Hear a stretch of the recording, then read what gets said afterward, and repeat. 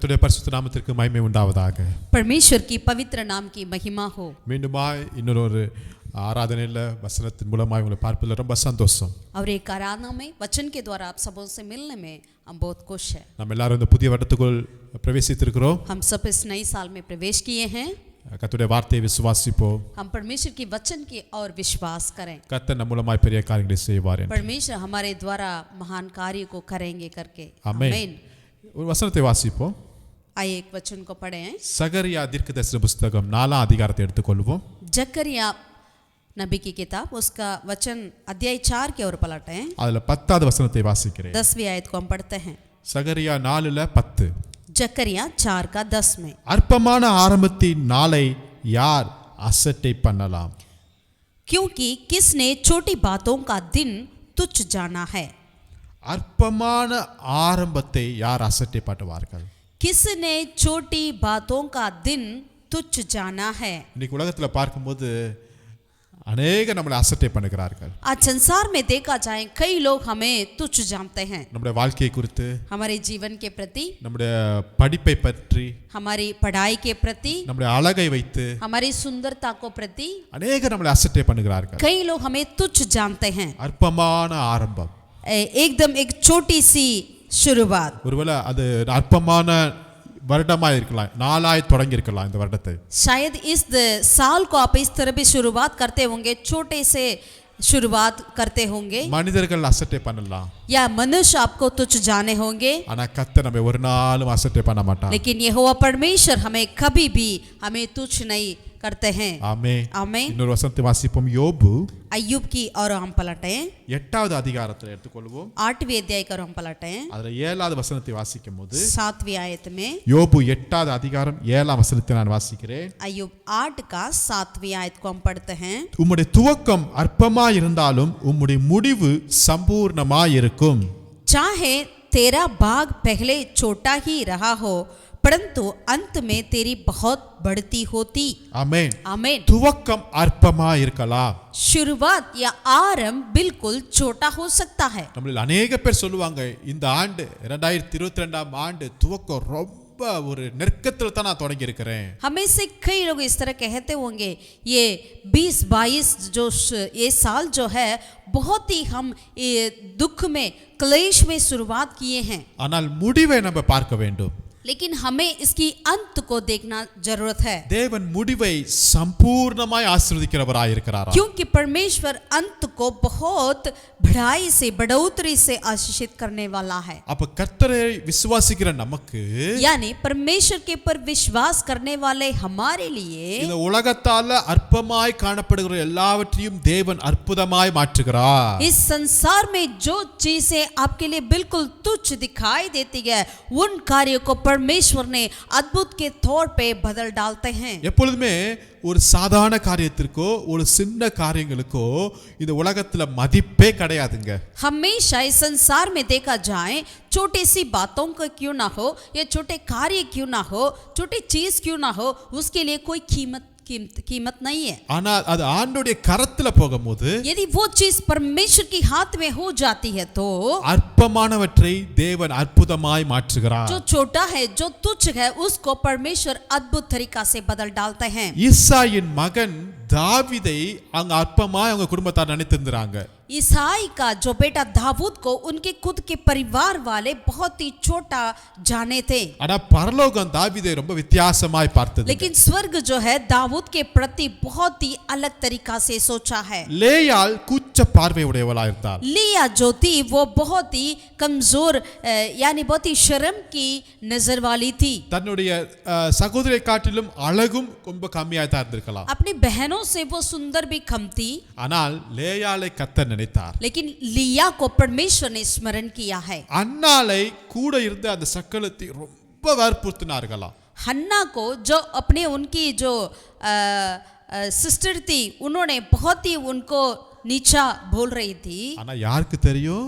लेकिन कौन जाने, அன்னாள் மூலமாய் ஒரு பெரிய தீர்க்கதரிசி சாமுவேல் கர்த்தர் எழுப்பினார். பாத்தீங்களா? हन्ना के द्वारा ही परमेश्वर बहुत बड़ा भविष्यवक्ता को एक सामुएल भविष्यवक्ता को खड़ा किया। சோ இந்த வேதத்தை நம்ம ஆராய்ச்சி பண்ணும்போது जब हम बाइबल को दरअसल हम ध्यान से देखते हैं तो ரொம்ப அற்புதமான ஒரு காரியம் என்னவென்றால் एक बहुत ही अद्भुत का एक बात क्या है, அற்பமான மனிதர்களை கொண்டு தேவன் அற்புதங்களை செய்தார் என்பதுதான் மிகப்பெரிய உண்மை.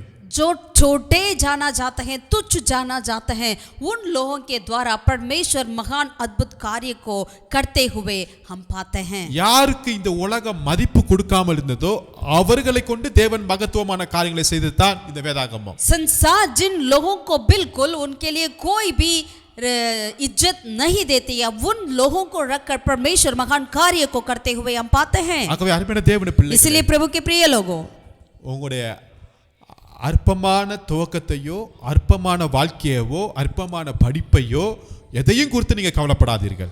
आप यदि आप सोचते हैं क्या मेरा पढ़ाई छोटा है, मेरा सुंदर छोटा है, मेरा मैं सब चीज से मैं छोटा हूं करके यदि आप सोचने वाले क्यों ना हो, आप उसके प्रति बिल्कुल चिंतित ना करें। கர்த்தரை நம்பி இருங்க.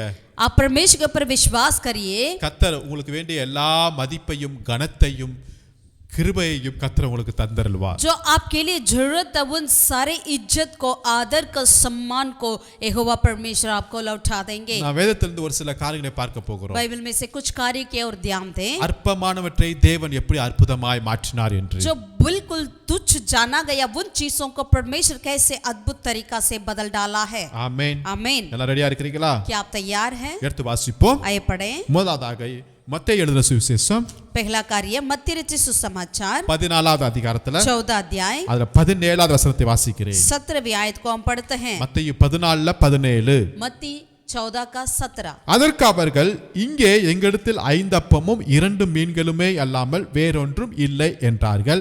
அவைகளை என்னிடத்தில் கொண்டு வாருங்கள் என்றார். उन्होंने उससे कहा, यहाँ हमारे पास 5 रोटी और 2 मछलियों को छोड़ और कुछ नहीं है। उसने कहा, उनको यहाँ मेरे पास ले आवो। அல்லேலூயா. हालेलुया। அருமையான தேவனுடைய प्रभु பிள்ளைகளே, के प्रिय लोगों, இங்க நடந்த சம்பவம் நமக்கு எல்லாத்துக்கும் தெரியும். ये संभव हम सब जानते हैं। இதுதான் யோவான் 6லயும் நம்ம வாசிக்க முடியுது 9வது வசனத்துல यही இருந்து. कार्य को हम यूहन्ना की 6 अध्याय 9 आयत से लेकर पढ़ सकते हैं। இயேசு கிறிஸ்து பிரசங்கம் பண்ணிட்டே இருக்கிறார். प्रभु यीशु मसीह प्रचार कर रहे हैं। ஜனங்கள் எல்லாரும் கேட்டிட்டு இருக்காங்க. सारे लोग सुनते थे। இந்த மீட்டிங் முடிஞ்ச பிறகு जैसे ही सभा खत्म हुआ है, ஜனங்களை வெறுமையாய் அனுப்புவதற்கு இயேசுக்கு விருப்பம் இல்ல. लोगों को खाली भेजना परमेश्वर की इच्छा नहीं थी। அப்ப என்ன சொன்னாரு? तब क्या कहा प्रभु ने? இவங்களுக்கு நீங்களே உணவு கொடுங்கன்னு சொல்லுகிறாரு. इन्हें आप ही भोजन खिलाओ। அது உணவு கொடுக்கிற ஒரு ஏரியாவே கிடையாது. वो ऐसा एक क्षेत्र था जहां कुछ भोजन मिल सकता था। அங்க அவங்ககிட்ட பணமும் அந்த அளவுக்கு இல்லை. उतना पैसा भी उनके पास है ही नहीं। சீசர்களும் கொடுப்பதற்கு அவர்கள் தயாராகவும் ஆயத்தமாகவும் இல்லை. और चेले भी तैयार नहीं थे कुछ देने के लिए लोगों के लिए। இயேசு அவங்களை பார்த்து சொல்றாரு, लेकिन प्रभु यीशु ने उनसे कहा, அப்ப நீங்களே இவங்களுக்கு உணவு கொடுங்கன்ட்டார். तुम ही लोग इन्हें भोजन खिलाओ। சீசர்கள் முழிக்கிறாங்க, என்ன செய்வது? चेलों को नहीं पता था क्या करें, கிட்டத்தட்ட 5000 புருஷர்கள் இருக்கிறார்கள். क्योंकि केवल पुरुष लोग ही 5000 थे। அதுக்கு பிறகு மனைவிமார்கள் பிள்ளைகள் என்று சொல்லி சுமார் இப்படி வைத்துக் கொள்வோமே 20-25,000 பேர் என்று வைத்துக் கொள்ளலாமே. उसके बाद उसके पत्नियां, बच्चे और ऐसे मिलाकर कुल मिलाकर हम रख सकते हैं कम से कम 25,000 लोग। ஆனா அந்த மீட்டிங்ல ஒரு பையன் இருக்கிறாங்க. लेकिन उस सभा में एक लड़का था। யோவான் 6 அதிகாரத்துல यूहन्ना 6 अध्याय में 9வது வசனத்துல வாசிக்கும்போது 9 आयत में हम पढ़ सकते हैं। யோவான் 6 அதிகாரத்துல 9வது வசனம், यूहन्ना का 9 अध्याय का 6 आयत में 6 அதிகாரத்துல 9வது வசனம், 6 अध्याय में 9 आयत को हम पढ़ते हैं। இங்கு ஒரு பையன் இருக்கிறான். यहाँ एक छोटा लड़का है। அல்லேலூயா. हालेलुया। இங்கு ஒரு பையன் இருக்கிறான். यहाँ एक लड़का है। ஒரு 20-25,000 பேர் இருக்கிறாங்க. अच्छे से ध्यान से सुनिएगा, कुछ 20-25,000 लोग वहां पढ़ते। அதுல ஒரு சின்ன பையன் இருக்கிறான். वहां में से एक छोटा सा लड़का था। இப்ப அந்த பையன்ட்ட என்ன இருக்குது என்றால், अब उस लड़के के पास क्या है? 5 அப்பமும் 2 மீன் இருக்கிறது. 5 रोटियां 2 मछलियां थी। என்ன நல்ல பையனா இருக்கான் பாருங்களேன். वो कितना अच्छा लड़का है ना। அவன் வீட்ல இருந்து புறப்படும் போது அவங்க அம்மா பேக் பண்ணி கொடுத்திருப்பாங்க போல. शायद वो घर से निकलते वक्त उनकी माँ ने उसे पैक करके दिए होंगे। ஆனா அவனுக்கு புறப்படும் போது அவனுக்கு தெரியாது இந்த அப்பமும் இந்த மீனும் தான் பல ஆயிரத்திற்கு ஆசீர்வாதம் வரப்போங்க. அவனுக்கு தெரியவே தெரியாது. लेकिन वो लड़का नहीं जानता था यही 5 रोटियां 2 मछलियां ही कई ज्यादा 5,000 से अधिक लोगों को खिलाने वाला कार्य है करके। இந்த சின்ன பையன் இந்த வேதாகமத்துல இடம் பெறுவான் என்று சொல்லி கூட நினைச்சிருக்க மாட்டாங்க. अगर वो ये भी नहीं सोचता होगा लड़का मेरा नाम भी या मेरे बारे में कार्य भी बाइबल में लिखा जाएगा करके। ஏன் இது சாதாரண 5 ரொட்டி தானே? क्योंकि एक साधारण 5 रोटियां ही है। இதுல என்ன பெரிய உலக ஃபேமஸ் ஆக முடியும்? इसमें से क्या हम संसार के फेमस बन जाएंगे? இங்கிருந்து என்ன பெரிய அற்புதம் கிடைக்க சான்ஸ் இருக்கு? यहाँ से क्या ऐसा कुछ अद्भुत मिलने वाला है? அப்படி கூட நினைச்சிருப்பாங்க. ऐसा भी सोचा होगा। ஆனா लेकिन அந்த 5 அப்பமும் 2 மீனும் ஆண்டவருடைய கரத்துல போனுச்சு பாத்தீங்களா? जब वो 5 रोटियां और 2 मछलियां जब परमेश्वर यीशु मसीह के हाथों में गई थी तो அங்க தான் அற்புதம் உண்டாகுது. वही अद्भुत शुरुआत हुआ है। இயேசு சொல்றார் அவளை இடத்துல கொண்டு வாருங்கள்ங்கறார். यीशु मसीह ने कहा उन्हें मेरे पास ले आओ। இன்னைக்கு ஆண்டவர் சொல்றாரு आज भी प्रभु कहते हैं உங்ககிட்ட இருக்கிறத இந்த இடத்துல கொண்டு வாருங்க. आपके पास जो है वो मेरे पास लाओ। அதுல இருந்து ஒரு அற்புதம் பிறக்குமா நீங்க நினைச்சு கூட மாட்டீங்க. அத கொண்டு வாருங்கங்கறாரு. प्रभु आप सोचे होंगे अरे इसमें से क्या कुछ होने वाला है करके, लेकिन प्रभु उस चीज में से ही एक बहुत बड़ा अद्भुत को करने वाला है। ஆமென். ஆமென். இயேசு சொல்றாரு அந்த இடத்துல கொண்டு வாருங்கங்கறாரு. यीशु मसीह ने कहा मेरे पास लाओ। பொதுவா சின்ன பிள்ளைங்க தன்னுடைய டிஃபன் பாக்ஸையோ காரியங்களோ யார்ட்டி கொடுக்கவே மாட்டாங்க. वाक्य में बच्चे जो क्या करते हैं अपने टिफिन बॉक्स को या अपने कोई भी चीजों को दूसरे के पास नहीं देते हैं। ஆனா இந்த பிள்ளை கொடுத்தா. लेकिन ये लड़का ने दिया है। அங்க தான் ஒரு அற்புதம் உண்டாகுது. वही एक अद्भुत हुआ है। ஹalleluya. हालेलुया। ரொட்டி ஒரு நார்மலான ஒரு ஃபுட் தாங்க.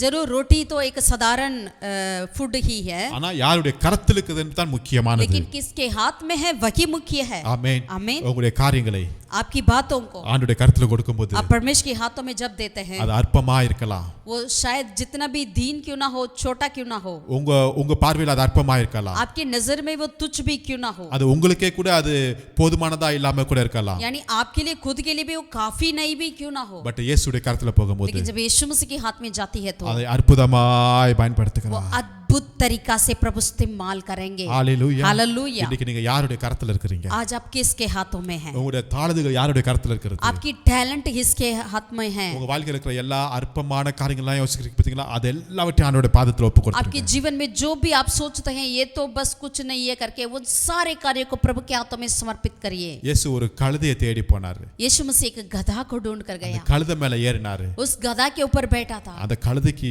எவ்வளவு புகழ் எவ்வளவு கனம் கிடைச்சிச்சு பாத்தீங்களா? उस गधा के लिए कितना सारा इज्जत मिला है।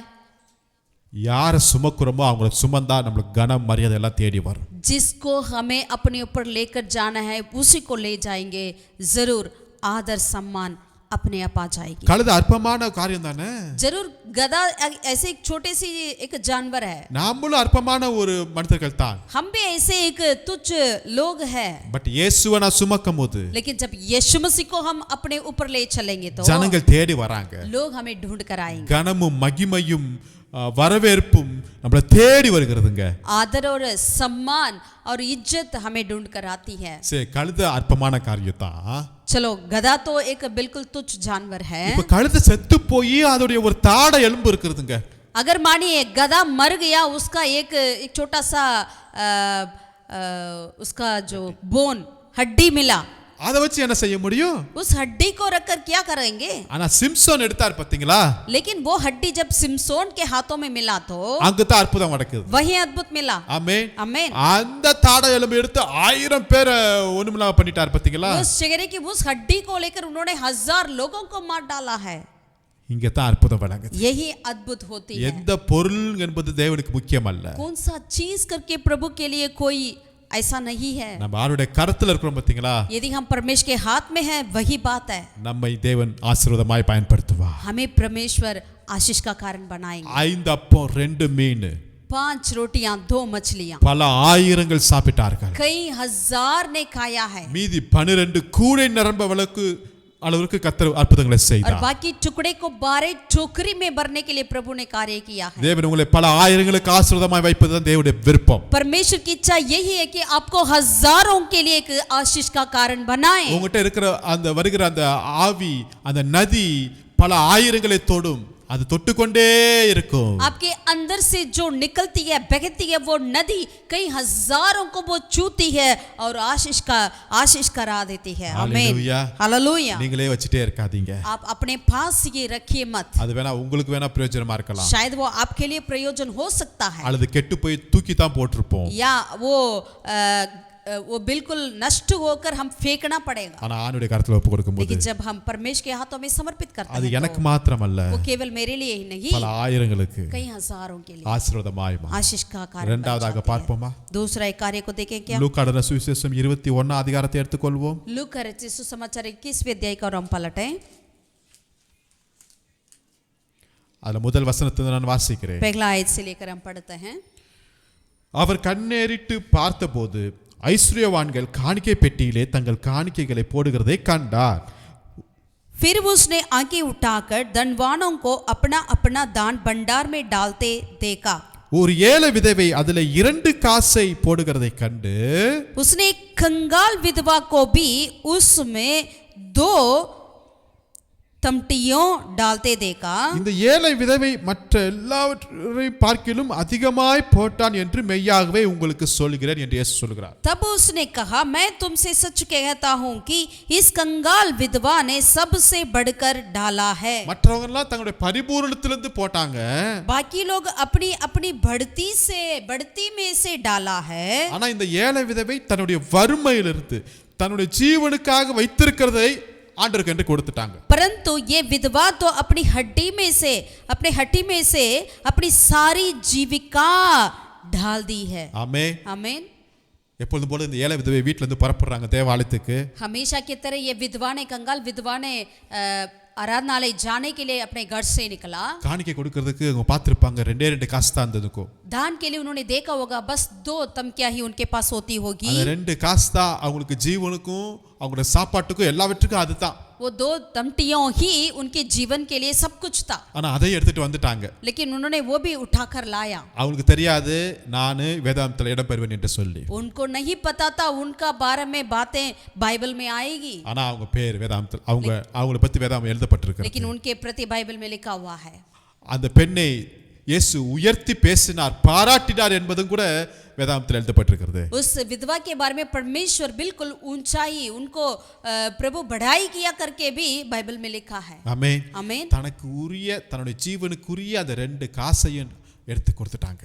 अपनी जीविका के लिए जो भी रखी हुई थी उन्होंने 2 उस तमटियों को भी परमेश्वर के लिए उन्होंने दे दिया है। ஒருவேளை அந்த 2 காசு மற்ற எல்லா ஜனங்களுக்கும் ஒரு அற்பமாய் காணப்படலாம். वो 2 तमटियों जो है औरों के लिए बहुत ही तुच्छ हो सकता है। ஆனா என் இயேசுக்கு அது பெரிய விஷயமா இருக்கு. लेकिन मेरे प्रभु के लिए वो बहुत ही बड़ा कार्य है। ஆமென். आमीन। நீங்கள் ஆண்டவருக்காக படுகிற ஒவ்வொரு பிரயாசத்தையும் தேவன் பார்த்துட்டு இருக்கிறார். आप परमेश्वर के लिए जितना भी आप परिश्रम उठाते हैं उन हर एक कार्य को परमेश्वर देखते हैं। நீங்கள் தேவ ராஜ்யத்திற்கு என்று செய்கிற ஒவ்வொரு சின்ன காரியத்தையும் தேவன் உற்று பார்த்துட்டே இருக்கிறார். आप परमेश्वर के राज्य के प्रति जो कुछ आप छोटे से छोटे कार्य भी करते क्यों ना हो उसे भी परमेश्वर ध्यान से वो देखते हैं। நீங்க நினைக்கலாம் நான் இந்த காரியம் சபைக்காக தேவனுக்காக செய்றதுனால அது என்ன ஒரு பெரிய விஷயமா அப்படி கூட நினைக்கலாம். यदि आप ऐसा भी सोचे होंगे कि अरे मैं इतना सा छोटे से कार्य है इससे क्या फायदा है कलीसिया के लिए क्या हो सकता है करके भी आप सोचे होंगे। இது 2 காசுல என்ன ஆயிர போதுங்க? ये 2 सिक्के में से क्या हो सकता है? இல்ல இது 2 காசுல அவ சரித்திரமே மாறுனதுங்க.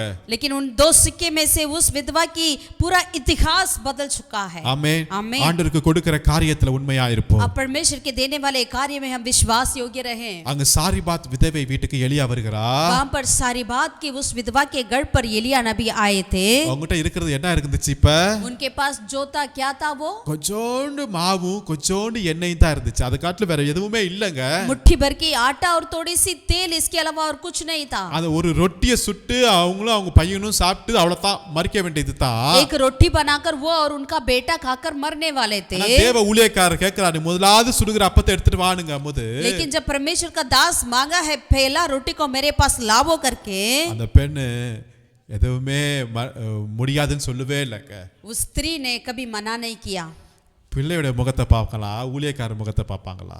वो अपने बेटा का चेहरा को देखेगी या सेवक की चेहरे को? சின்ன பிள்ளைங்க தானே முதலாவது கொடுப்பாங்க. हम पहले अपने छोटे बच्चों को ही खिलाते हैं है ஆனா ना? அந்த பெண்ணு தேவ ஊழியக்காரரை போஷித்தாங்க. लेकिन यहाँ पर ये स्त्री ने परमेश्वर के दास को खिलाया। என்ன நடந்துச்சு தெரியுங்களா? लेकिन क्या हुआ? நாட்டுல பஞ்சம் தீரு வரை அவங்க வீட்டுல திருப்தியாய் சாப்பிட்டார்கள். देश में जब तक अकाल खत्म नहीं हुआ तब तक उन्होंने तृप्त से खाकर रहती थी। ஆண்டவருக்கு என்று கொடுக்கிற ஒவ்வொரு காரியத்தையும் தேவன் கனப்படுத்துகிறார். जब आप परमेश्वर के लिए देते हैं हर एक कार्य को परमेश्वर उसको आदर करते हैं। अनेक பேர் என்ன சொல்லுவாங்க, कई लोग क्या कहते हैं पता है, எனக்கு எல்லாமே கிடைச்ச பிறகு நான் கொடுக்கிறேன்பாங்க. जब मेरे लिए सब कुछ मिल जाएगा तब मैं देता हूँ। அது தவறான ஒரு காரியம். वो गलत है। நான் என்ன சொல்வேன்னா, हम क्या कहने वाले हैं, உங்ககிட்ட என்ன இருக்கு आपके पास क्या है கொடுத்துருங்க, आप दे दीजिए। எல்லாம் வந்த பிறகு நான் கொடுப்பேன் என்பதெல்லாம் வேண்டவே வேண்டாம். जब मेरे पास सब कुछ मिल जाएगा तब मैं देता हूँ, वो नहीं है। இப்ப என்ன இருக்கு, अब क्या है, இத வச்சு தான் அடுத்த காரியத்தை செய்ய முடியும். அத ஆண்டவர்ட்ட கொடுத்துருக்கல. अब जो इसके द्वारा ही मुझे अगला कार्य करना है उसे आप दे दीजिए प्रभु के लिए। இயேசு ஒரு நாள் மரியாள் மார்த்தாள் வீட்டுக்கு வராங்க. प्रभु यीशु मसीह एक दिन मरियम और मार्ता के घर पर आए थे। அங்க இயேசு இருக்கும்போது மரியாள் என்ன செய்றாங்க, जब मरियम ने क्या कर रही थी, விலையேற பெற்ற தைலத்தை கொண்டு வந்து அவங்க பாதத்துல ஊற்றிட்டாங்க. बहुमूल्य इत्र को ले आई और प्रभु की पावन तले उंडेल दिया। விலையேற பெற்ற தைலம், बहुमूल्य, அதை வச்சு தான் அவங்க லைஃபே அமைக்கிறதுக்கு இருந்திருக்கலாம். शायद उसको रखकर ही उन्होंने अपने जीविका को करने के लिए सोची होगी, ஆனா அதை ஆண்டவருடைய பாதத்துல ஊற்றிட்டாங்க. लेकिन उन्होंने जब उसे प्रभु की पावन तले उंडेल दिया। நீங்க எந்த அளவினால் அளக்கிறீர்களோ அந்த அளவு தான் தேவன் நம்மளுக்கு அளப்பா. जिस नाप से तुम नापोगे उसी नाप से हमें भी नापा जाएगा। எவன் தண்ணீர் பாய்ச்சுகிறானோ அவனுக்கு தண்ணீர் பாய்ச்சப்படும். जो पानी पिलाता है उनके लिए भी पानी पिलाया जाएगा। ஆமென், आमीन, ஹalleluya, हालेलुया। எவ்வளவு பெரிய தேவன் பாருங்களேன். कितना महान परमेश्वर அவர் है। ராஜாதி ராஜா, அவர் கர்த்தாதி கர்த்தர். वो राजाओं का राजा है, प्रभुओं का प्रभु है। இந்த வானத்தையும் எல்லாவற்றையும் பூமியையும் படைத்த தேவன் इस सारे आकाश और पृथ्वी सब चीजें उन्होंने सृजा है। ஏழை விதவை கொடுக்கிற அந்த 2 காசை அப்படி வாங்கி அதை கனப்படுத்துறாருன்னா எவ்வளவு பெரிய விஷயம். ये कंगाल विधवा जो देती है 2 तमटियों को उन्होंने ग्रहण किया है, वो कितनी बड़ी सौभाग्य है। ஆமென், आमीन। நம்ம கொடுக்கிற ஒவ்வொரு காரியத்தையும் தேவன் பெற்றுக்கொள்கிறாரே எவ்வளவு பெரிய விஷயங்க. हम जो भी देते हैं उसे प्रभु ग्रहण करते हैं, वो कितनी बड़ी बात है। ஆமென், आमीन, ஹalleluya. हालेलुया। அற்பமான காரியங்களை தேவன் அற்புதமாய் மாற்றுவார். तुच्छ कार्य को परमेश्वर बिल्कुल श्रेष्ठ अद्भुत बना देते हैं। மூன்றாவதாக ஒரு காரியத்தை பார்ப்போம். तीसरा एक कार्य को देखेंगे। மத்தேயு எழுதின சுவிசேஷம் 17வது அதிகாரத்தை எடுத்துக்கொள்வோம். मत्ती उसका 17वें अध्याय का हम पलटें। மத்தேயு 17ஆம் அதிகாரத்துல मत्ती उसका 17वें अध्याय 20வது வசனத்தை நான் வாசிக்கிறேன். 20वीं आयत को हम पढ़ेंगे। அதற்கு இயேசு, உங்கள் அவிசுவாசத்தினாலே தான், கடுகு விதையளவு விசுவாசம் உங்களுக்கு இருந்தால் நீங்கள் இந்த மலையை பார்த்து இவ்விடம் விட்டு அப்புறம் போ என்று சொல்ல அது அப்புறம் போகும், உங்களால கூடாத காரியம் ஒன்றுமிராது என்று மெய்யாகவே உங்களுக்கு சொல்லுகிறேன் என்றார். उसने उनसे कहा, अपने विश्वास की हड्डी के कारण, क्योंकि मैं तुमसे सच कहता हूँ, यदि तुम्हारा विश्वास राई के दाने के बराबर भी हो तो इस पहाड़ से कह सकोगे, यहाँ से सरक कर वहाँ चला जा, तो वह चला जाएगा, आमीन। और कोई बात तुम्हारे लिए असंभव ना होगी। அல்லேலூயா. हालेलुया। இங்க ஒரு பையனுக்கு பிசாசு பிடிச்சிருக்கு. यहाँ पर एक लड़का के लिए दुष्ट आत्मा थी। அதை சீசர்கிட்ட கொண்டு வராங்க, அவங்களால முடியாம போயிருச்சு. तब उन लड़का को चेलों के पास लाए थे, वो चेलों ने उसे बहाना ही पाया। கடைசில இயேசுட்ட வந்துட்டாங்க. तो फिर यीशु मसीह के पास लेकर आए थे। இயேசு அதட்டினார், உடனே போயிருச்சு. जब यीशु मसीह डांटा वो तुरंत निकल गया। இப்ப இயேசுட்ட கேக்குறாங்க, என்ன உங்களுக்குலாம் நடக்குது எங்களுக்குலாம் நடக்க மாட்டேங்குதுங்கறாங்க. तब चेलों ने यीशु मसीह से पूछा, यार कैसा होगा, आपसे हो गया हमसे क्यों नहीं हुआ। அப்பதான் இயேசு இந்த காரியத்தை சொல்றாரு. तब यीशु मसीह ने ऐसे बातों को कह रहे थे। ஒரு கடுகு விதை, राई के दाने, இந்த சைடு பெரிய மலை, यहाँ पर बहुत बड़ा पहाड़। கொஞ்சம் யோசிச்சு பாருங்க, ஏதாவது சம்பந்தம் இருக்கா? दरअसल सोचिएगा, इस दोनों के कुछ अंतर है, कुछ कार्य है, संबंध है। சின்ன கடுகு விதை, छोटा सा राई की दाना, இங்க பெரிய மலை, यहाँ पर बहुत बड़ा पहाड़, இதை மோதுமா? ये और इसको कुछ कर सकती है। ஆனா நான் ஒன்னு சொல்லுவேன், लेकिन एक बात आप कहना चाहते हैं, இப்ப இந்த மலையை பெயர்க்கணும்னா यदि इस पहाड़ को उड़ा देना है तो பெரிய பெரிய புல்டோசர், பெரிய பெரிய அணுகுண்டு பாம் இதெல்லாம் வச்சு தான் அந்த மலையை உடைக்க முடியும். यदि इस पहाड़ को उड़ाना है तो उसके लिए बड़े बड़े एटम बम की जरूरत पड़ेगी, बड़े बड़े बुलडोजर की जरूरत पड़ेगी। ஆனா அதெல்லாம் இல்லாம இந்த மலையை பெயர்க்கக்கூடிய ஒரு காரியம் எதுவென்றால் இந்த சின்ன விசுவாசம். लेकिन इस सारे कार्य को छोड़कर यदि इस पहाड़ को तोड़ना है, उसका बस एक छोटा सा विश्वास की जरूरत है। அப்ப இந்த மலையே பெயர்க்கக்கூடிய அளவுக்கு இந்த சின்ன காரியத்துல இதுக்குள்ள இருக்கிற அந்த வல்லமையை பாருங்களேன். इस छोटा सा राई के दाने के अंदर के विश्वास को आप देखिएगा, इस बड़ी पहाड़ को भी वो तोड़ देती है। அப்ப இந்த மலை பெருசா, இந்த கடுகு அளவு இருக்கிற விசுவாசம் பெருசா? ये पहाड़ बड़ा है या एक छोटा सा राई के दाने के बराबर की विश्वास बड़ा है? நம்ம கண்ணால பார்த்தா அந்த மலை தான் பிரச்சனை தான் பெருசு போல தெரியுது. यदि हम इस आंखों से देखते हैं तो वो पहाड़ ये जरूर हमारे लिए बड़ा दिखता होगा. ஆனா கடுகளவு விசுவாசம் உங்களுக்குள்ள இருந்துச்சுன்னு வச்சுங்களேன், लेकिन यदि राई के दाने के बराबर की विश्वास आपके अंदर हो तो அந்த மலை பெருசாவே தெரியாது. वो पहाड़ बड़ा नहीं दिखेगी. ஆமென். आमीन. உங்களுக்கு மலை போல விசுவாசம் வேணும்னு கர்த்தர் சொல்லல. परमेश्वर ने ये तो नहीं कहा आपके लिए इस पहाड़ के समान विश्वास की जरूरत है. அது பெரிய மலையா அப்ப உங்களுக்கு பெரிய விசுவாசம் அப்படிலாம் சொல்லவே இல்லைங்க. ये भी नहीं कहा वो अगर वो परेशानी बड़ा सा महा पहाड़ जैसे है तो आपके लिए भी पहाड़ जैसे विश्वास की जरूरत है. உங்களுக்கு சின்ன விசுவாசம் தான் போதும். आपके पास छोटा सा विश्वास होगा वो काफी है. ஆனா செத்த விசுவாசமா இருக்க கூடாது. சின்ன விசுவாசம் போதுங்க. वो मरा हुआ नहीं होना चाहिए. छोटा सा विश्वास क्यों ना हो लेकिन वो मरा हुआ नहीं होना चाहिए. சின்ன சீடு தான். छोटा सा एक राई के दाने. அது சாதாரண சீடு இல்லங்க. वो साधारण नहीं है. அந்த சீடுக்குள்ள என்ன தெரியுங்களா இருக்கு? उसके अंदर क्या है? உயிர் இருக்கு. जीवन है. जीवन இருக்கு. जीवन है. ஆமென். आमीन. அது என்ன தெரியுங்களா வெளியே வரும்? उसमें से क्या बाहर आएगी? செடி வரும், மரம் வரும், पौधा आएगा, पेड़ बन जाएगा, பெரிய தோட்டமே எழும்புங்க. बड़ा सा एक वाटिका बन जाएगी. உங்ககிட்ட அந்த சின்ன விசுவாசம் இருக்குதா? आपके अंदर वो छोटा सा विश्वास है क्या? உங்க முன்பா இருக்கிற அந்த மலையை பார்த்து பெயர்ந்து போனா அது கண்டிப்பாக போகக்கூடியதா இருக்கும். आपके सामने की पहाड़ को यदि आप कहें इसके यहाँ से निकल जाओ, सरक कर और वहां चले जा करके वो वैसा ही होगा. ஆமென். आमीन. நம்ம எப்பொழுதுமே அந்த பெரிய பிரச்சனையே தான் பார்த்து பேசிட்டு இருக்கோம். लेकिन हम हमेशा उस बड़ा परेशानियों को ही देखते रहते हैं. ஆனா உங்களுக்குள்ள அதுக்கு பதிலா அந்த சின்ன விசுவாசத்தை நீங்க தூண்டி எழுப்புங்க. लेकिन उसके बदले में आपके अंदर की वो छोटा सा विश्वास को आप आगे बढ़ा दीजिए. அப்ப இயேசு சொல்வார், तब यीशु मसीह कहेंगे, ஸ்திரீயே உன் விசுவாசம் பெரியதுன்னு சொல்வார். हे स्त्री तेरा विश्वास महान है. கடுகளவு விசுவாசம். छोटा सा राई के दाने की बराबर की है. ஆனா இயேசு சொல்றாரு உன் விசுவாசம் பெருசுன்றார். लेकिन प्रभु ने क्या कह दिया? तेरा विश्वास बड़ा है. நூற்றுக்கு அதிபதி சொல்றாரு, वो सूबेदार ने कहा, நீங்க ஒரு வார்த்தை சொல்லுங்க, என் வேலைக்காரன் தூரத்துல இருக்கிறான் ஆனா சுகம் அடைவான்ட்டார். प्रभु बस आप एक शब्द कह दे, मेरा सेवक जो नौकर जो है दूर में क्यों ना हो वो चंगा हो जाएगा. இயேசு ஆச்சரியப்பட்டார். यीशु मसीह ने आश्चर्य हो गया. இந்த விசுவாசம் இஸ்ரவேல் கூட இல்லையேன்ட்டாரியா? अरे ऐसा विश्वास इजराइल के बीच में भी है ही नहीं करके कह दिया. ஆமென். आमीन. என்ன விசுவாசம் பாத்தீங்களா? कैसा विश्वास है. அது சாதாரண காரியம் மாதிரி இருக்கலாம் அவர் சொன்னது. यदि जो उन्होंने कहा वो छोटे से कार्य क्यों ना हो. மற்றவங்க கேட்கும்போது சிரிச்சு கூட இருப்பாங்க. जब बाकी लोग उसे सुनते होंगे तो जब उनके ऊपर हंसी मजाक करते होंगे. ஆனா அவங்களுக்குள்ள இருந்த சின்ன விசுவாசத்தை தேவன் அங்கீகரித்தார். लेकिन उनके अंदर के छोटे से विश्वास को परमेश्वर ने अंगीकार किया है. சீசர்களை பார்த்து சொல்றாரு, अपने चेलों से प्रभु ने कहा, எங்க உங்க விசுவாசம் கேக்குறாரு. कहाँ है तेरे विश्वास? படகு கொந்தளிக்குது. वहां पर वो नाव तड़प रहा है. ஓ நாங்க சாவ போறோம், மரிக்க போகிறோம்ங்கறாங்க. हे प्रभु हम नाश होने वाले हैं. இயேசு எந்திரிச்சாரு. यीशु मसीह ने उठा, எங்க உங்க விசுவாசம்? कहाँ है तेरा विश्वास? எங்க உங்க விசுவாசம்? हे अल्प இந்த विश्वासी. காற்றையும் இந்த மலையையும் இந்த கொந்தளிப்பையும் அதற்றுவதற்கு ஒரு கடுகளவு விசுவாசம் போதுமையா? इस पहाड़ों को, इस तूफान को, इस आंधी को, इस लहरों को डांटने के लिए एक छोटा सा विश्वास की जरूरत थी. அது பெரிய கடல், பெரிய கொந்தளிப்பு தான். वो जरूर बड़ा समुद्र क्यों ना हो या बड़ा वो लहर क्यों ना हो. பட் உங்களுக்குள்ள இருக்கிற விசுவாசம் அதை காட்டிலும் வல்லமை உடையது. लेकिन आपके अंदर की विश्वास उससे भी बढ़कर है. ஏனென்றால் இயேசு சொன்னாரு, क्योंकि यीशु मसीह ने कहा, நீ விசுவாசித்தால் यदि तो विश्वास करोगे तो தேவ மகிமையை பார்ப்பீர்கள். परमेश्वर की महिमा को देखोगे. விசுவாசிக்கிற என்னைக்குமே டென்ஷனே ஆக மாட்டான், அதான் பதறவே மாட்டான். विश्वासी जो है कभी भी वो डगमगाता नहीं है. கர்த்தர் பார்த்துக் கொள்வார் என்கிற ஒரு நம்பிக்கை இருக்குது. यहोवा परमेश्वर संभालेंगे करके एक आशा, भरोसा उनके ऊपर होती है. ஹalleluya. हालेलुया. உங்களுக்குள்ள கடுகளவு விசுவாசம் இருக்கா? आपके अंदर वो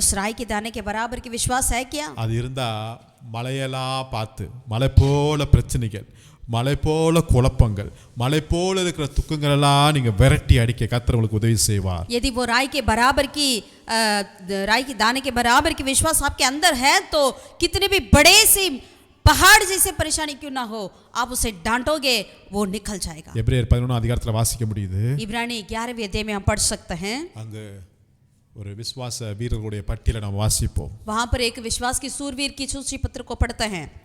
அதுல எபிரேயர் 11 அதிகாரத்துல 33 வசனத்தை நான் வாசிக்கிறேன். 11 का 33 को हम पढ़ते हैं. इब्रानी, விசுவாசத்தினாலே அவர்கள் ராஜ்யங்களை ஜெயித்தார்கள், நீதியை நடப்பித்தார்கள், வாக்குத்தத்தங்களை பெற்றார்கள், சிங்கங்களின் வாய்களை அடைத்தார்கள், அக்கினியின் உக்கிரத்தை அவித்தார்கள், பட்டய பட்டய கற்குக்கு தப்பினார்கள், பலவீனத்தில் பலன் கொண்டார்கள், யுத்தத்தில் வல்லவரானார்கள், अन्यरुடைய சேனைகளை முறியடித்தார்கள். उन्होंने विश्वास के द्वारा राज्य जीते, धर्म के काम किए, प्रतिज्ञा की हुई वस्तुओं को प्राप्त की, सिंगों के मुंह बंद की, आग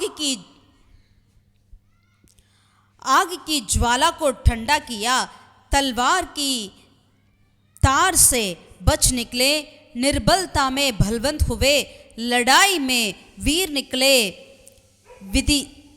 विदेशियों की फौजों को मार बहाया. हालेलुया. हालेलुया. ராஜ்யங்களை ஜெயித்தார்கள். उन्होंने राज्य को जीते थे. வாக்குத்தத்தங்களை பெற்றார்கள். उन्होंने प्राप्त वायदाओं को प्राप्त किए. சிங்கங்களின் வாய்களை அடைத்தார்கள். सिंहों के मुंह को बंद किए. பலன் கொண்டார்கள். उन्होंने बल पाए. சத்துருடைய சேனைகளை முறியடித்தார்கள். अपने शत्रुओं की सेना को मार बहाया. சின்ன விசுவாசம். छोटे से विश्वास. आमेन. आमेन. அதே எபிரேயர் 12:1 நம்ம வாசிக்க முடியுது. वही इब्रानियों की 12वीं अध्याय पहला आयत में पढ़ सकते हैं. ஆகையால் மேகம் போன்ற இத்தனை திரளான சாட்சிகள் நம்மை சூழ்ந்து கொண்டிருக்க, பாரமான யாவற்றையும் நம்மை சுற்றி நெருங்கி நிற்கிற பாவத்தை தள்ளிவிட்டு, விசுவாசத்தை துவக்குகிறவரும் முடிக்கிறவருமாகிய இயேசுவை நோக்கி நமக்கு நியமித்திருக்கிற ஓட்டத்தில் பொறுமையோடு ஓட கடவோம். इस कारण जबकि गवाहों का ऐसा बड़ा बादल हमको घेर हुए हैं, तो आओ हर एक रोकने वाले वस्तु और उलझाने वाले पाप को दूर करके वह दौड़ जिसमें हमें दौड़ना है, धीरज से दौड़े. ஆமென். आमीन. என் இயேசு எப்படிப்பட்டவர்? मेरा प्रभु कैसा है? விசுவாசத்தை துவக்குகிறவரும் மாத்திரமல்ல, அதை முடிக்கிறதுக்கும் கர்த்தர் உதவி செய்கிறவராய். विश्वास को शुरुआत नहीं वरन विश्वास को पूरा भी करने वाला प्रभु है. கடுகளவு விசுவாசம். यानी राई के दाने के बराबर की विश्वास. அது அற்பமா இருக்கலாம் பார்க்கிறதுக்கு, वो देखने में बिल्कुल तुच्छ क्यों ना हो, ஆனா அற்புதங்களை செய்யக்கூடியது. लेकिन वो अद्भुत को कर सकती है. ஆமென். आमीन. கடைசியாக ஒரு காரியத்தை பார்ப்போம். और आगे कार्य को देखेंगे. மத்தேயு எழுதின சுவிசேஷம் 18வது அதிகாரம். मत्ती रचित सुसमाचार 18वीं अध्याय को हम पलटें. அதுல 20வது வசனத்தை நான் வாசிக்கிறேன். 20वीं आयत को हम पढ़ते हैं. மத்தேயு 18:20. मत्ती 18 का 20. ஏனெனில் 2 பேராவது 3 பேராவது என் நாமத்தினாலே எங்கே கூடியிருக்கிறீர்களோ அங்கே அவர்கள் நடுவிலே இருக்கிறேன் என்றார். क्योंकि जहां 2 या 3 मेरे नाम पर इकट्ठा होते हैं, वहां मैं उनके बीच में होता हूं. அற்பமான காரியம், बहुत ही छोटे कार्य, ஆனா தேவன் அதை அதிசயமாய் பயன்படுத்துகிறார். लेकिन परमेश्वर उसे अद्भुत तरीका से बदल डालते हैं. இங்க வசனம் சொல்லுகிறது, यहाँ पर वचन कहती है எங்க 2 பேர் இருக்கிறாங்களோ அது போதும்டா. जहां 2 यन वो काफी है. பொதுவா நம்ம மீட்டிங்க்கு பல 1000 பேர் வரணும் நம்ம எதிர்பார்ப்போம். हमेशा हम सभा के लिए 1000 लोगों से अधिक आना है करके चाहते हैं. நிறைய பேர் வந்தா தான் நம்மளுக்கும் பிரசங்கமும் ஓடும், பாடும் நல்லா இருக்கும் என்று நம்ம நினைப்போம். जब ज्यादा लोग होंगे तब भी हमारे लिए प्रचार भी अच्छा लगेगा, आराधना भी अच्छा लगेगा करके सोचते हैं. ஆனா இயேசுக்கு தேவை ஜஸ்ட் 2 பேர் இருந்தா நான் வருவேன்ட்டார்.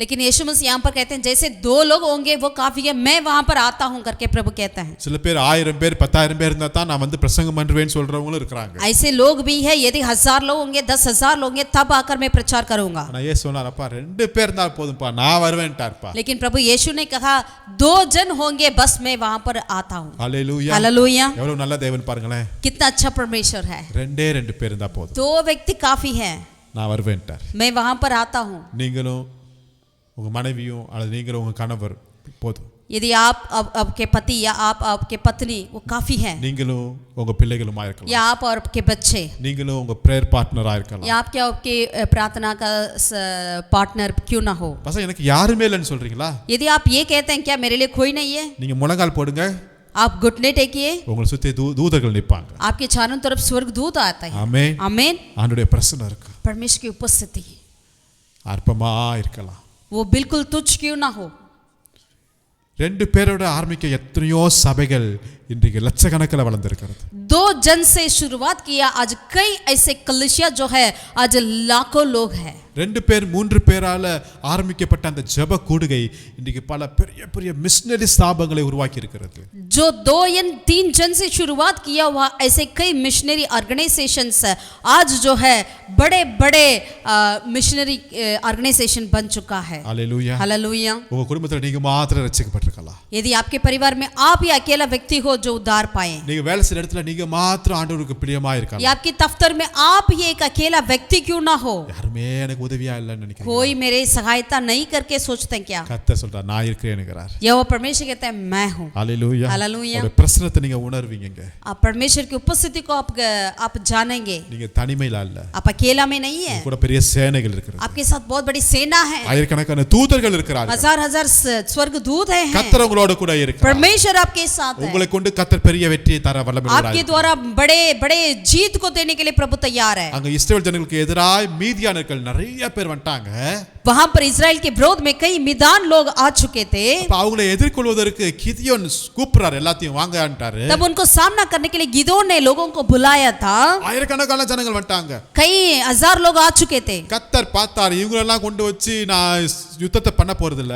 परमेश्वर ने देखा इनको रखकर मैं युद्ध को नहीं कर सकता। யார் யார் பயம் திகில் உள்ளவங்க எல்லாம் போகணும் போது जो डरपोक थे आप भाग जाओ करके जब बोल रहे थे प्रभु ने, கொஞ்சம் பேர் போயிட்டாங்க. कुछ लोग चले गए। கடைசில எத்தனை பேர் நிக்கறாங்கன்னா बाकी कितने लोग बचे थे? 300 பேர் தான் நிக்கறாங்க. केवल 300 लोग ही बचे थे। இந்த 300 பேரை வைத்து எப்படியா மீதியானரை முறியடிக்க முடியுமா? ये 300 लोगों को रखकर कैसे मैदान की सारी सेना को नाश कर पाएंगे? ஆண்டவர் குறைவான நம்பரை கொண்டும் கர்த்தர் பெரிய காரியங்களை செய்வாருங்க. परमेश्वर छोटे गिनती को रखकर भी महान कार्यों को कर सकते हैं। 120 பேர்களால ஆரம்பிக்கப்பட்ட இந்த சபை 120 लोगों के द्वारा शुरुआत हुआ है ये कलीसिया। 3000 5000 இன்றைக்கு முழு உலகமும் பரவி இருக்கிறது. 3000 5000 फिर आज संसार भर के वो भरा हुआ है। Hallelujah hallelujah. அருமையான தேவனுடைய பிள்ளைகளே, प्रभु के प्रिय लोगों, உங்க கூடுகைய ஒரு நாளும் நீங்க உதாசீனப்படுத்தாதீர்கள். आपकी संगति को कभी भी आप तुच्छ नहीं जाना, கர்த்தர் அந்த மத்தியில இருக்கிறார். क्योंकि यहोवा परमेश्वर उनके बीच में है। Hallelujah hallelujah. அற்பமான ஆரம்பத்தை யார் அசட்டை பண்ணுவார்கள்? छोटे से तुच्छ दिन को कौन, छोटे से शुरुआत को कौन तुच्छ जानेगा? ஒருவேளை உலகம் அதுக்கு மதிப்பு கொடுக்காது, शायद संसार इसके लिए कोई इज्जत नहीं देती होगी, பட் பரலோகம் அதுக்கு மதிப்பு கொடுக்கும். लेकिन स्वर्ग उसको इज्जत देती है। 5 அப்பம் 2 மீன் 5 रोटियां 2 मछलियां நம்முடைய கருத்துல இருந்தா ஒண்ணுமே இல்ல. கர்த்தருடைய கருத்துல போகும்போது அற்புதம் உண்டாகும். हमारे हाथों में तो कुछ नहीं होने वाला, लेकिन प्रभु के हाथों में जाएगी तो बहुत बड़ी चमत्कार होती है। ஏல விதவை போட்ட 2 காசு மத்தவங்களுக்கு எல்லாம் அற்பமா இருக்கும், பட் கர்த்தருடைய பார்வைக்கு அது ரொம்ப அற்புதமா இருந்துச்சு. जो 2 तमटियां जो कंगाल विधवा ने डाली वो औरों के नजर में कुछ नहीं था, लेकिन परमेश्वर के नजर में बहुत ही बड़ा था। பெரிய மலையை நீக்கிறதுக்கு பெரிய விசுவாசம் இல்ல, கொஞ்சம் கடுகளவு விசுவாசம் போதுமானதா இருக்கிறது. बड़ा पहाड़ को निकालने के लिए, तोड़ने के लिए बड़ा नहीं, एक राई के दाने बराबर के विश्वास की जरूरत है। 2 பேர் போதும் 3 பேர் போதும், அவர்கள் மத்தியில நான் வருவேன் என்று சொல்கிறார். 2 व्यक्ति या 3 व्यक्ति इकट्ठे होते हैं, प्रभु कहते हैं मैं वहां पर आता हूं। ஆமென். आमीन। கர்த்தர் இதன் மூலமாய் உங்களை ஆசீர்வதிப்பாராக. प्रभु इस वचन के द्वारा आपको आशीषित करें। ஜெபம் பண்ணுவோமா? आइए प्रार्थना करें। நல்ல பிதாவே, நன்றியோடு உம்மை ஸ்தோத்திரிக்கிறோம். भला परमेश्वर तेरा धन्यवाद करते हैं राजा। ஒருவேளை எங்களோட வாழ்க்கை, இந்த நாட்கள், எங்களுடைய சூழ்நிலை, எங்களுடைய படிப்பு, எங்களுடைய திறமைகள் எல்லாமே அற்பமாய் காணப்படலாம். खुदावन हो सकता है हमारा पढ़ाई क्यों ना हो, हमारे पैसे, हमारे परिवार या कुछ भी हमारा कार्य सब कुछ है प्रभु तुच्छ क्यों ना हो। நீங்க அதைத்தான் நீங்க கேட்கறீங்க. இருக்கிற வண்ணமாகவே வாணி நீங்களை அழைச்சீங்க, அதுக்காக ஸ்தோத்திரம். लेकिन प्रभु आपने हम जैसा है वैसे ही तुम आओ करके हमें बुलाए, हम तेरा धन्यवाद करते हैं राजा। இருக்கிற வண்ணமாகவே நாங்க எங்களை கொண்டு வந்து உங்களுடைய கரத்துல எங்களை அர்ப்பணிக்கிறோம், தாழ்த்துக்கிறோம். जैसा हम है वैसे ही आकर हम प्रभु तेरे उपस्थिति में अपने आप को दीन करते हैं राजा। நீர் எங்களை ஆசீர்வதிக்கிறவர், आप हमें आशीष कर, நீர் எங்களை உயர்த்துகிறவர், आप हमें ऊंचा कर, நீர் எங்களை அற்புதமாய் வழி நடத்துகிறவர். आप ही हमें प्रभु अद्भुत तरीका से आप चलाने वाले प्रभु हैं। நாங்கள் யோசிக்கிறதை காட்டிலும், हम सोचने से बेहतर, நாங்கள் எண்ணுவதை காட்டிலும் हम हमारी सोचों से बेहतर பெரிய பலத்த காரியங்களை எங்க வாழ்க்கையில செய்கிற தேவனாய் இருக்கிறதுக்காக ஸ்தோத்திரம். आप महान कार्य को हमारे जीवन में करने के लिए खुदा हम तेरा धन्यवाद करते हैं। இதெல்லாம் எங்க கையில இருக்கிறது வரையும் அது அற்பமாய் தான் இருக்குது. जब तक हमारी हाथ में चीजें होगी तो वो बिल्कुल तुच्छ है, பட் நாங்களே உம்முடைய கரத்துல வரும்போது அது அற்புதமாய் மாறுகிறது. यदि हम ही खुद आपके हाथों में आ जाते हैं तो खुदावन बिल्कुल वो अद्भुत बन जाते நீ हैं। எவ்வளவு நல்ல தேவனாய், ये कितना अच्छा परमेश्वर आप है। எங்க வாழ்க்கையில நீங்க அற்புதமாய் ஒவ்வொரு காரியத்தையும் நீங்க மாற்றி கொடுக்கிறதுக்காக ஸ்தோத்திரம் ஐயா. हमारे जीवन में हर एक कार्य को अद्भुत तरीका से खुदावन अद्भुत करने के लिए हम तेरा धन्यवाद करते हैं. இந்த வசனங்களெல்லாம் நாங்கள் விசுவாசிக்கிறோம். ये सारे वचन को हम विश्वास करते அது हैं. எங்க வாழ்க்கையில ஒரு அனுபவமாய் மாறுவதாக. ये हमारा जीवन का अनुभव बन जाए. இந்த வசனத்தை கேட்டுக்கிற ஒவ்வொருவரையும் நாங்கள் இயேசு நாமத்தில் நாங்கள் வாழ்த்தி ஆசீர்வதிக்கிறோம். इस वचन को सुनने वाले हर एक को हम यीशु मसीह के नाम से हम उन्हें बधाइयां बताते हैं, आशीषितें करते இந்த हैं. வசனத்துக்குள்ள ஒவ்வொரு ஆசீர்வாதங்களும் அவருடைய வாழ்க்கையில அது உண்மையாய் நடக்கும்படியாக நாங்கள் ஜெபிக்கிறோம். इस वचन की हर एक खुदावन आशीषें उनके जीवन में परिपूर्ण होने दे. எல்லா துதி கன மகிமை எல்லாம் ஒருவருக்கே செலுத்துகிறோம். सारा आदर महिमा जलाल तुझे देते हैं. மீட்பர் இயேசு நாமத்தில் ஜெபிக்கிறோம் நல்ல பிதாவே. हमारे उद्धारकर्ता यीशु के नाम से हम प्रार्थना करते हैं मेरे जीवित परमेश्वर. ஆமென். आमीन ஆமென். आमीन. கர்த்தர் உங்களை ஆசீர்வதிப்பாராக. God bless you all. परमेश्वर आप सबको आशीषित करे. Thank you.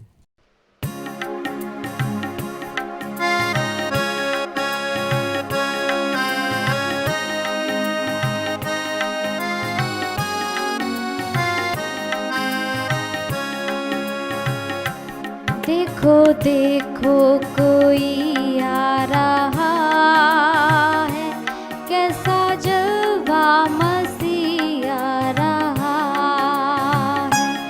आंखें अपनी उठा कर तो देखो, कैसे शान से मसीह आ रहा है।